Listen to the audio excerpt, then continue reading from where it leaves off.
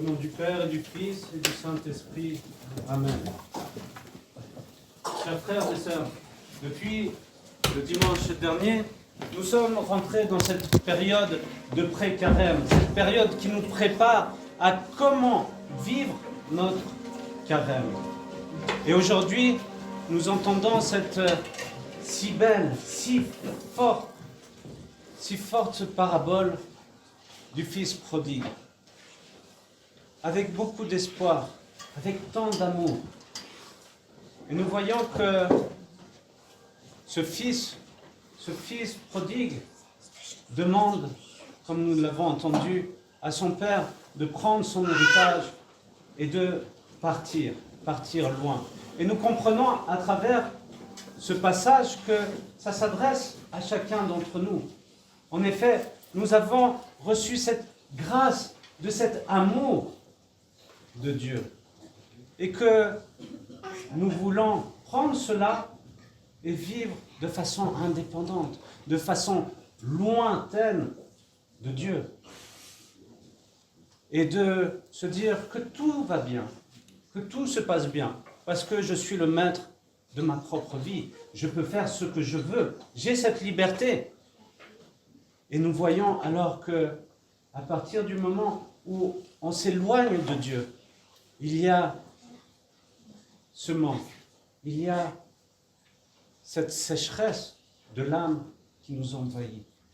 Et à partir de là, nous voyons cette ténèbre, nous voyons cette souffrance, nous ressentons ce désespoir de l'âme.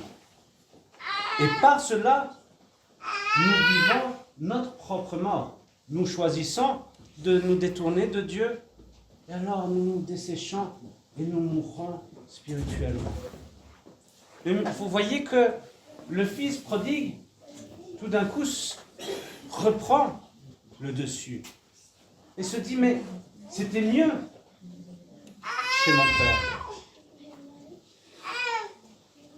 Mais il lui a fallu ce temps.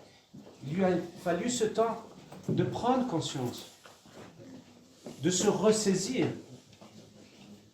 Et alors commence ce que l'Église nous invite à vivre, c'est l'ascèse.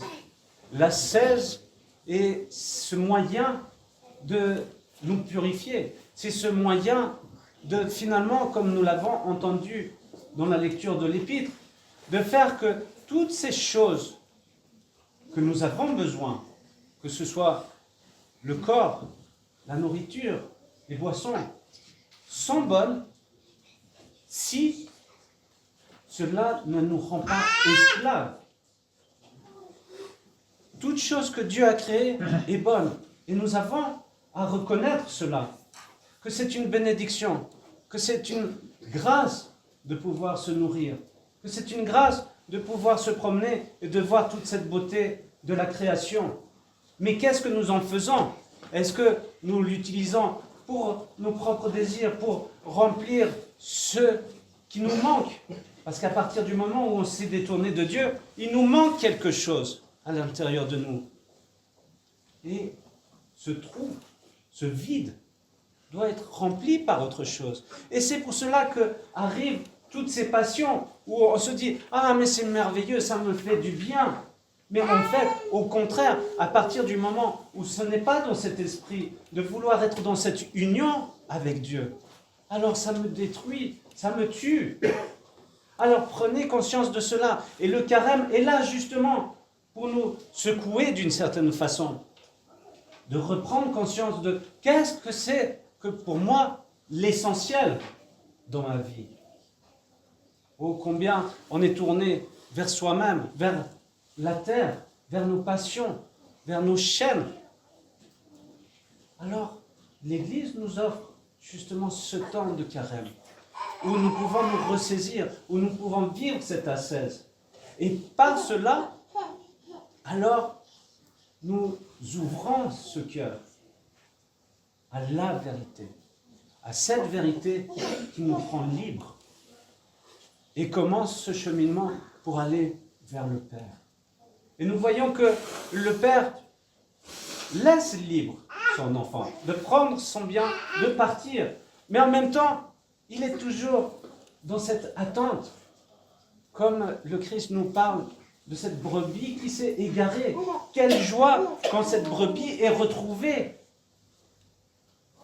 Et c'est ce qui se passe lorsque le Fils prodigue arrive vers le Père. Le Père est dans cette joie, dans cet amour, sans condition.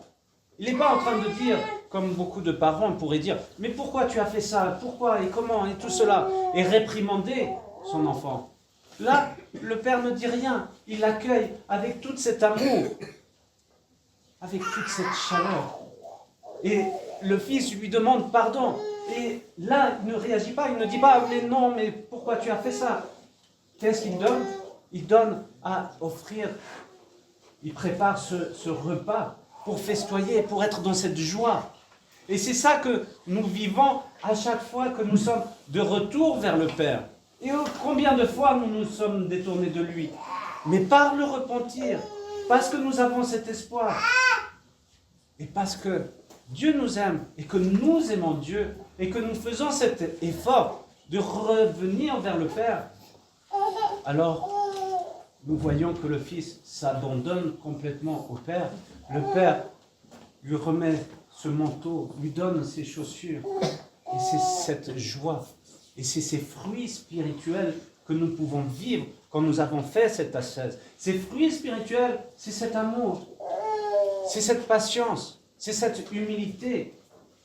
Et tout cela chasse loin de nous ces pensées orgueilleuses. Et vous voyez que le frère, ce frère qui était toujours là, qui recevait toutes ces grâces de Dieu, tout cet amour. Et en fait, nous voyons que malgré le fait qu'il était auprès du Père, qu'il baignait dans cet amour, dans cet esprit de prière, il le faisait hors du cœur, loin du cœur. Parce que tout de suite, finalement, il est dans cette colère, dans cette jalousie, malgré le fait qu'il était toujours vers le Père. Et nous tous, nous avons à prendre conscience de cela. Nous avons cette grâce d'être à l'église, de vivre ces sacrements, de vivre cette vie de prière.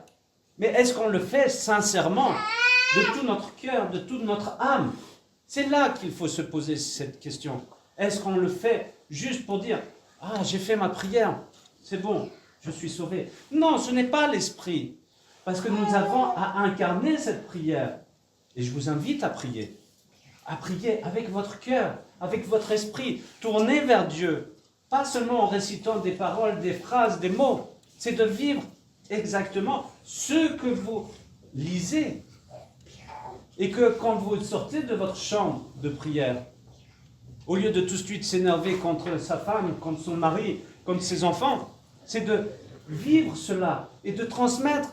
Voilà, j'étais dans cette période, ce moment de grâce, d'abondance, de fruits spirituels, et que je veux vous transmettre cela. Ça veut dire déjà par la joie, par l'amour, par la compassion, en voyant l'autre souffrir. Je veux être avec lui pour le porter. Comme si, quand je suis tombé, j'aimerais que quelqu'un soit là pour me relever, m'encourager à vivre cette vie d'union avec Dieu. Et c'est là tout l'esprit de la communauté. Nous avons à nous porter les uns les autres. Que Dieu nous aide, que Dieu nous donne de commencer prochainement ce carême pour justement se recentrer sur l'essentiel qui est Dieu. Amen. Amen.